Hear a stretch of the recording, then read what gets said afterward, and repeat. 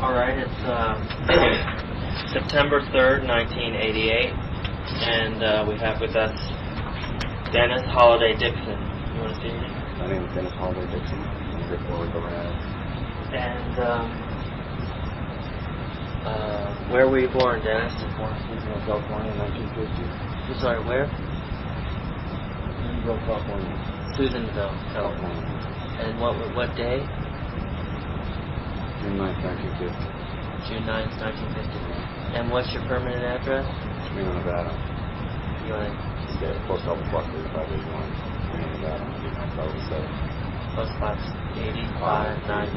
8587. 8587, Reno, Nevada. 81.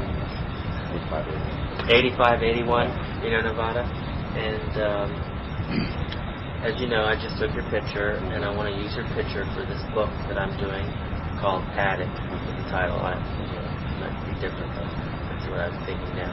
And I'm doing 50 addicts, and have your photograph on one page, and your story on the other. And a lot of people have done a lot of talking. It might be more than one page, as I thought of just having one page. But feel free to talk about whatever you want, as long as you want to.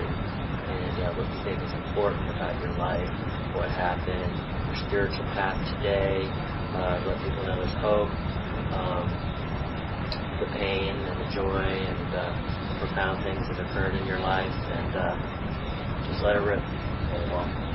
Speak up a little. Like I said, my name is Dennis, and I'm a grateful recovering addict. I was born in Susanville, California. I come from a very dysfunctional family. I mean, my father and mother and father used to always beat me up all the time. My mother and father were alcoholics too.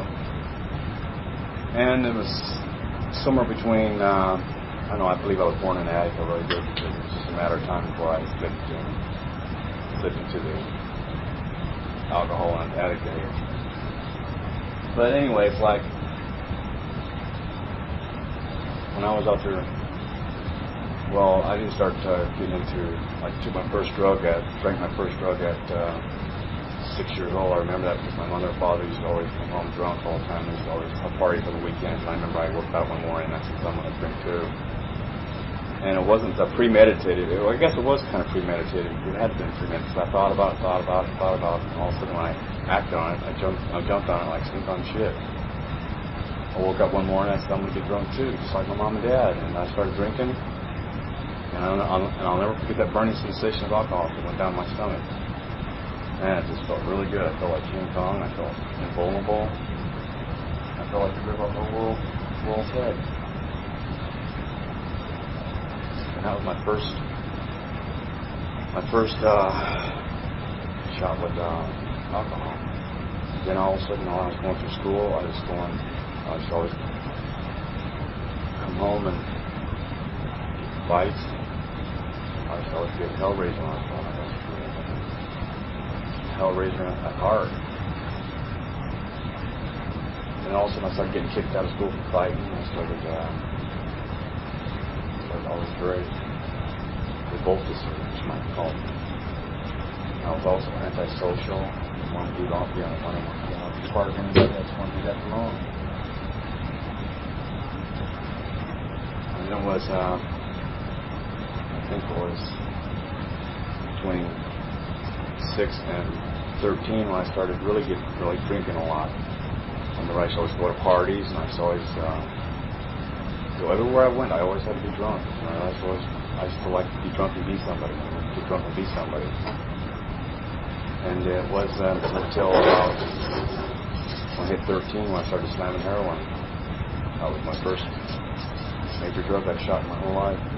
First one I went for a ride. The cheap thrills of it all. It's like cheap thrills. It's like fun. It was fun when it started out. Now I ended up in horrors of addiction. It took me in and out of reform school, in and out of jails, institutions, and death. I died a couple times too because of these addictions. It wasn't until when I was in reform school, I remember that too, because I used to always get drunk and get high up there. I was a connoisseur of all drugs. I thought I knew it all. I thought I was hot shit. I used to always wanted to be the center of attention. When I was selling drugs, it was like I wanted to be noticed as being somebody, and when I didn't have the drugs, I wasn't nobody. And that kind of conflicted with me, so I was always wanting to be somebody. But it wasn't until almost 2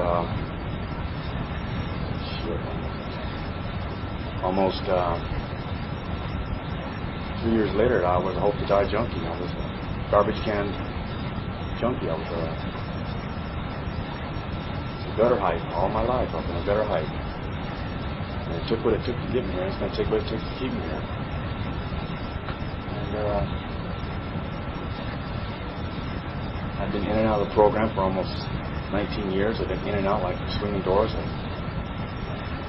I'll never forget the first treatment center I went to was Delancey Street. That was a fucking demoralizing place. I didn't want to be there. And I did it for all the wrong reasons.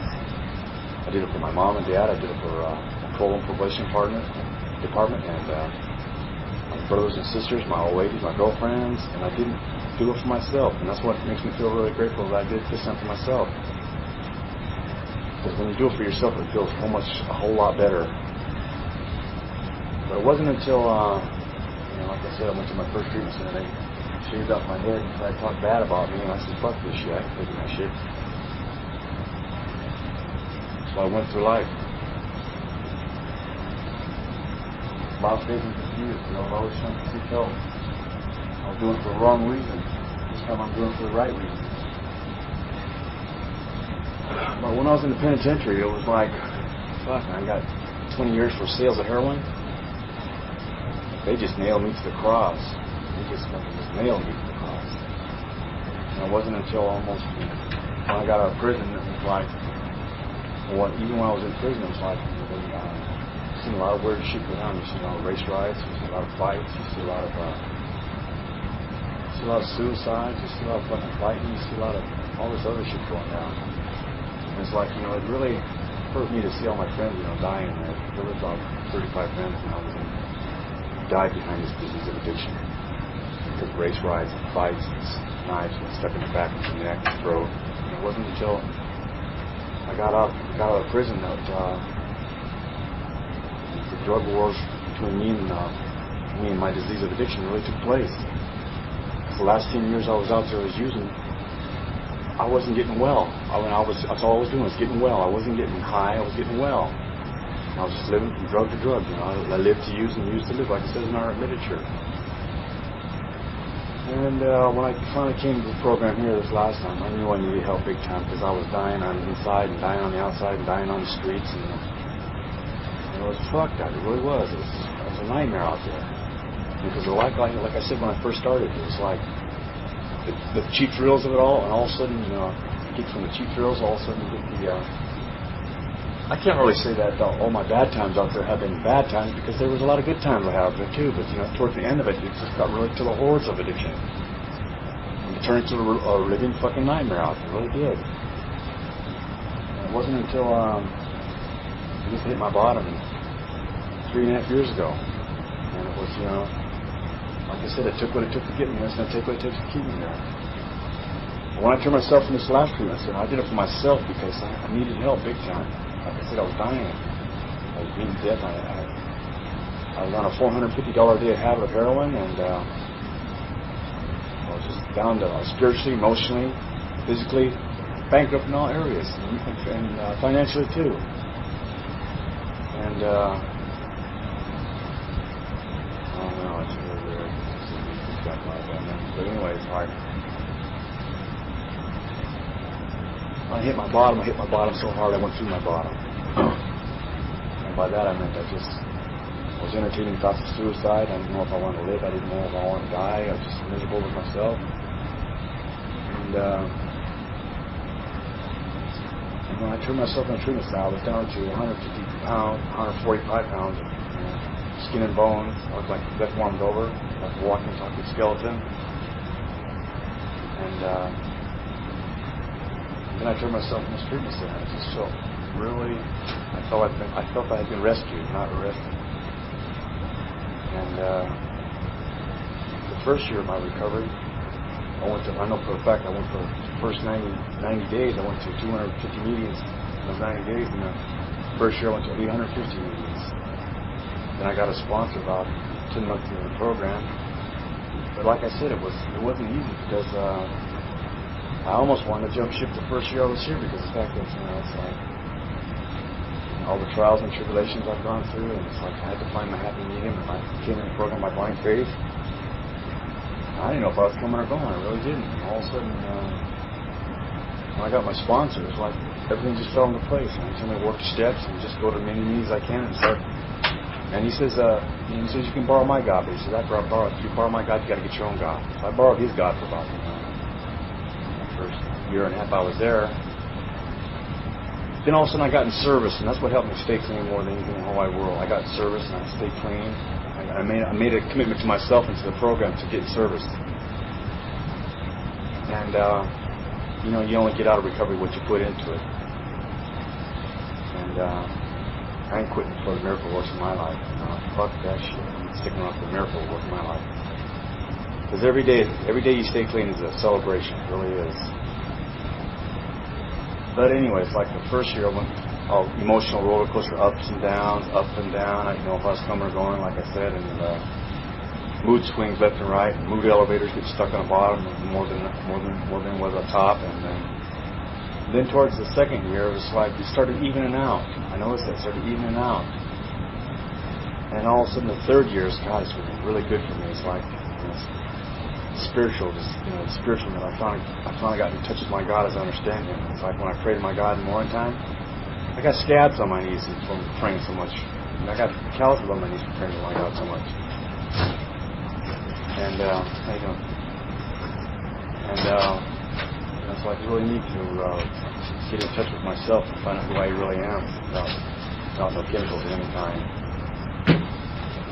And then I'll sponsor about 9 guys in the fellowship so far, and they keep me clean because every time one of them used, I got a big one to put with them. They use for me. And there hasn't been no bed of roses. Every day, stay clean is not going to be a peachy keen hunky-dory day. It's like some days better than other days. And just, like I said, I'm sticking on for the miracle work.